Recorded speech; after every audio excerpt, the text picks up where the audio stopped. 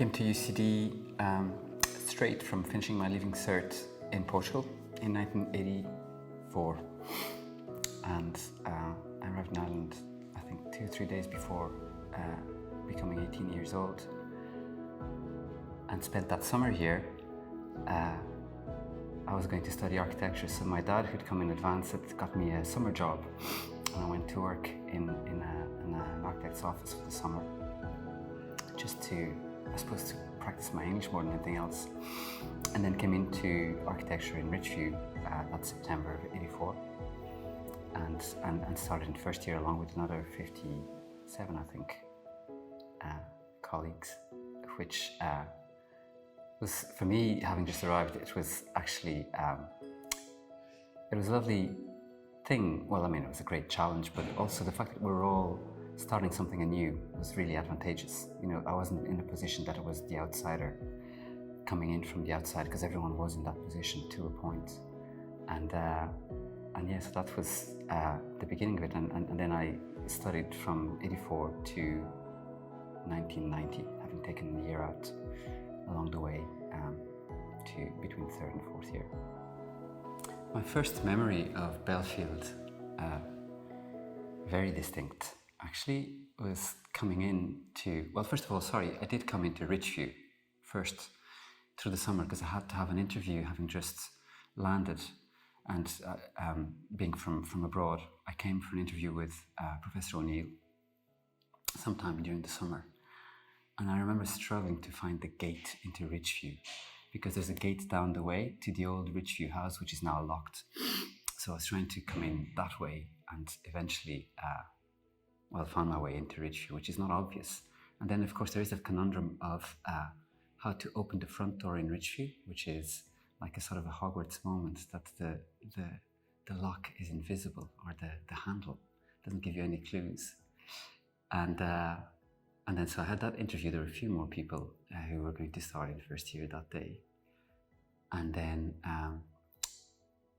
I think before actually coming into Richview as such, maybe we came into Richview before registering. There was this lovely thing that all the class assembled. I think that's the way it is, that people come in the week before. First years come in, you know, there was no such thing as what you call it, the introductory week that there is nowadays, but we were brought in a couple of days in advance anyhow, and Professor O'Neill brought us all into the Red Room, which is the heart of Richview still, and sat us all down. And the first thing he said, well, he welcomed us and said, you know, this is architecture, it's going to be great and hard work and everything else, but he got us all to stand up and say our names so that we could present ourselves to the colleagues we were going to have. And after we'd all done that, he said, well, I hope you had a good look around the class, because out of this group, there will no doubt be at least 3 or 4 couples at the end of the course. And sure enough, I was one of those. So that was the Richview experience, I suppose, you know, in motion at that stage. But then we went into Belfield to register. I think it was afterwards. And we went into the admin building and queued up. You know, I mean, going into Belfield was a different proposition, you know, the crowds of people and just the scale of the place and everything else. But moving into that building, I just remember vividly walking into this vast space with this incredible roof that seemed to be hovering above, you know, magically somehow, you know, full of light, because it's a lattice of now I know, of girders that span, you know, about 30 meters or more, I suppose, pierced with roof lights throughout. And that was the space where we had to queue up to go and you know, get our card and picture taken and all that kind of thing. So I suppose that was the first memory. And then we had to go into the arts block to do something else. And that was a bit of a, well, I suppose maybe just the crowds or whatever it was. I don't recall it so distinctly, because the space is somewhat different. It's not as memorable, you know, it's kind of maze-like, and you have to get to know it before it registers, I guess. So that was the first impression. I mean, back then, it's important to say, I suppose, that in the intervening years since you know, the 80s, the campus has grown quite a lot, both ways, from its nucleus around the admin building and the library and the arts block, which are at the heart of it, and the science block, I guess. So it has grown both east and west. And in growing eastwards, it has come towards Richview. There used to be, actually, which is quite distinctive, the sports block had been built at that stage, and but it was there living in isolation, a beautiful sculpture of a building, and there was nothing else around it. And it was the kind of the last outpost of Belfield, still disconnected from the end of the walkway, the covered walkway. You have to come to leap across to the arts block, and then you have to cross the fields, which were all open, to get to Richview, which is another 10-minute walk, and of complete nothingness. And then around Richview there was just the core of the quadrangle. So the building for the School of Planning hadn't been built. The big, huge office block, which now lines the edge of the Richview kind of space, wasn't there either. It was a very beautiful steamliner-like modernist building, which was demolished. Very long and narrow. The same footprint as the building that's there now, but about maybe 2-3 stories. Very elegant structure that disappeared. And at the front of Richview, actually, before the office park was built, was what had been originally the entrance to the Richview House, which then, when it became a school, the Masonic school, had been cricket grounds. And in the middle of it was a pavilion, which also was in ruins, a single story with a roof terrace in ruins, where we used to go and have parties in the middle of a meadow. Basically, the cricket pitch had become an overgrown meadow. And so that was that. And then coming into Belfield, I suppose somewhat episodic. There was no particular reason for us to come into Belfield. I mean, life in Richview is very intense, hence all the couples, because you don't meet anybody else. And so as the years developed, for me, it kind of, the thing came in two stages, actually, because I was living with my family for the first couple of years of being here, and so somewhat sheltered.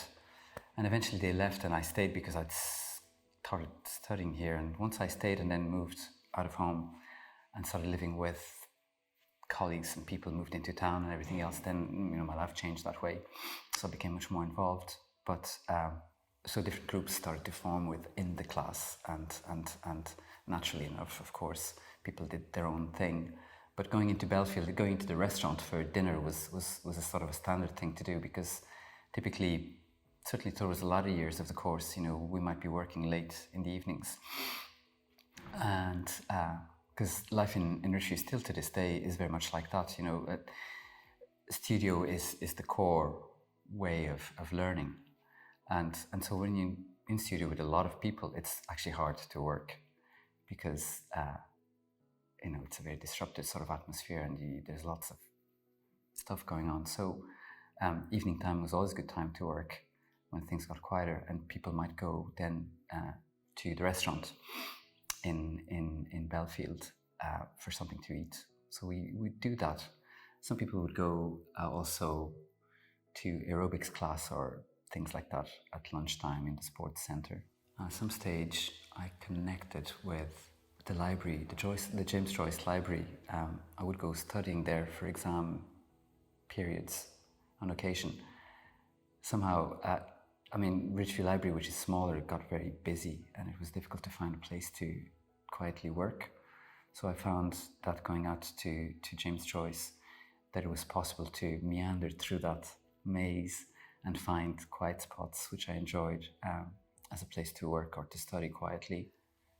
I suppose, as we grew through the course and started to know one another, we got to I suppose, developed, or just kind of grow up, I suppose, and start understanding the world through the eyes of architecture.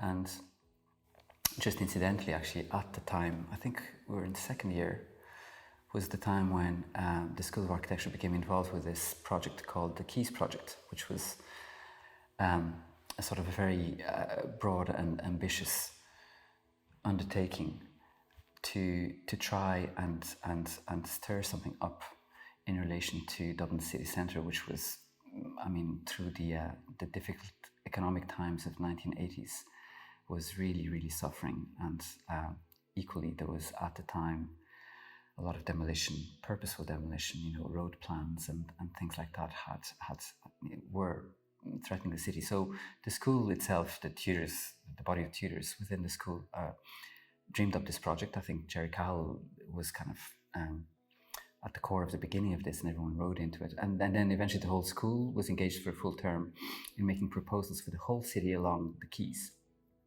all the way from Island Bridge to the Bull Wall. And then through doing that, we started learning, I suppose, to connect with the city and to be part of the city and to consciously,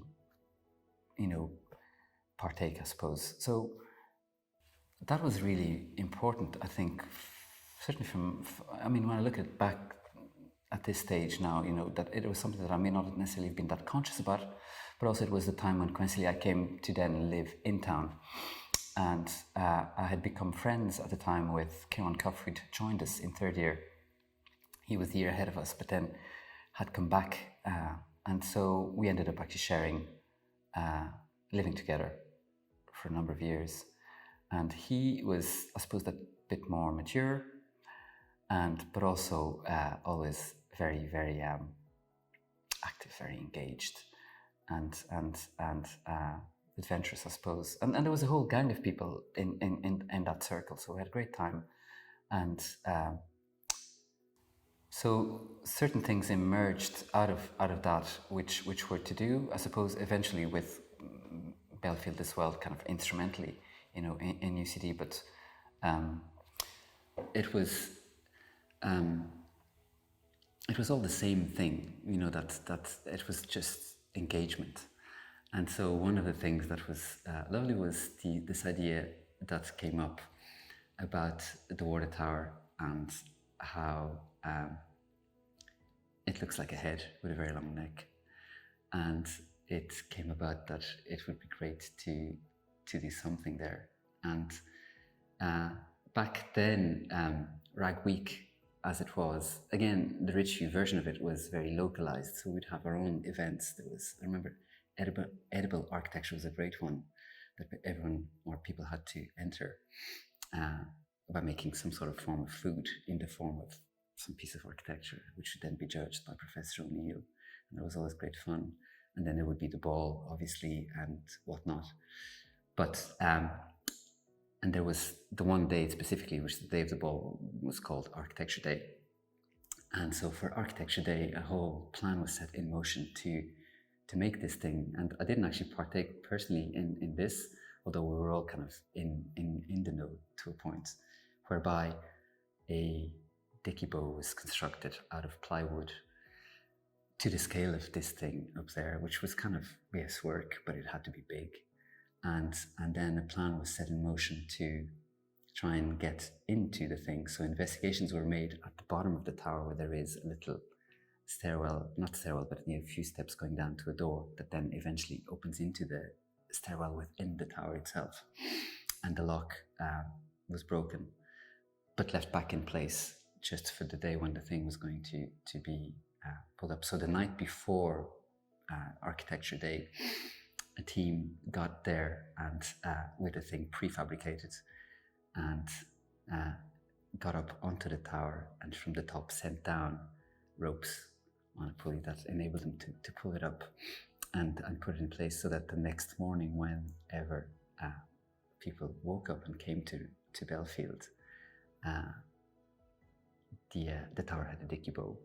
And which was, again, I think quite interesting, because of course people in Belfield itself would not necessarily have been aware of this. It was Architecture Day, so they wouldn't have known necessarily, but that connection was still there. And then obviously it only lived there for about a day or so and was taken down. But in that kind of a way, then the connections with Belfield sometimes were kind of reinforced. I mean, alongside that, at the same time, it was the year I was away on a year out between third and fourth year. It emerged that some Georgian houses and a terrace on Eccles Street were to be demolished. And so a group was formed within Richview first, but it became wider than that, called SADD, which was Students Against the Destruction of Dublin. And there was actually a march and a protest and an occupation of the buildings happened during that year when I wasn't around, but when I heard all about it. And then when I returned the following year in September for Freshers Week, we again, under Kieran's influence, decided to come and get members for SADD, and so what we said was that we'd make a stand in the arts block. And at the time, this is now late 80s, 87 or 8 maybe, was the time when in architecture there was this movement about with people like Zaha Hadid or Daniel Lipskin, or who were just kind of emerging as young architects teaching at the AA.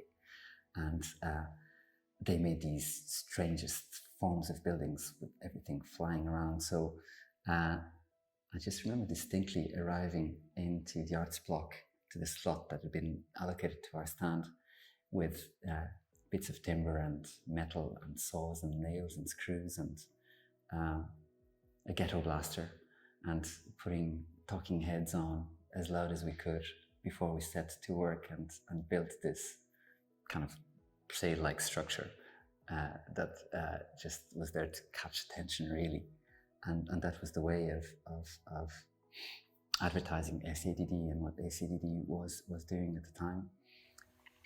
Yeah. Well, the campus is, I suppose, forever growing, and as it moves and as it evolves, somewhat the scale of it is now more difficult to apprehend, because there seems to be more building than landscape, as was the case before. You know, when the core of what was envisaged as a master plan, with that very clear east to west line, of which buildings and landscape hang, was very clear. Certainly between what was then and what is Richview, what has happened is that the sports centre, which was there on its own as a sculpture and object, has been kind of smothered by lots of building around it, some of it attaching to it as well. And then beyond as well, which I think is quite telling of how life has changed, it has grown into a machine, a sports machine, which has taken away all the sports field where people would have played rugby most of it. Of course, they were mucky most of the year. And now all of that surface, which was wet, is dry, in the sense that it's been impermeabilized by these mats and divided into pitches, which are artificially lit and go on. People are there running around, kicking ball, whatever, until 11 o'clock every night. But so all that landscape, which was once open, is now inaccessible. I mean, you have to walk through it to get to whatever pitch you might be in, and so it's the intensity of its use is quite amazing. I mean, I think that is a real difference in how life has evolved in the last generation, basically. That when I look at my children now, who are the age, well, some of them are now the age I was when I started here, and life is really much more. It's fuller. There's less time to not do anything. There's always something happening, such as running after a ball at 11 o'clock at night under spotlights, and I think that the expression of the landscape is actually a function of that. You know, that the intensity is very much present in the form. So equally, the buildings which have are growing around Belfield have kind of that quality. I think, probably personally, that the new lake, which has been built at an upper level, is a very good piece, actually, because it has that kind of, I suppose, peace about it. You know, that it makes a bit of room and quietness and enables things to happen around it. So that's been a very positive addition, I think. And again, it hooks onto that axis just beyond the restaurant.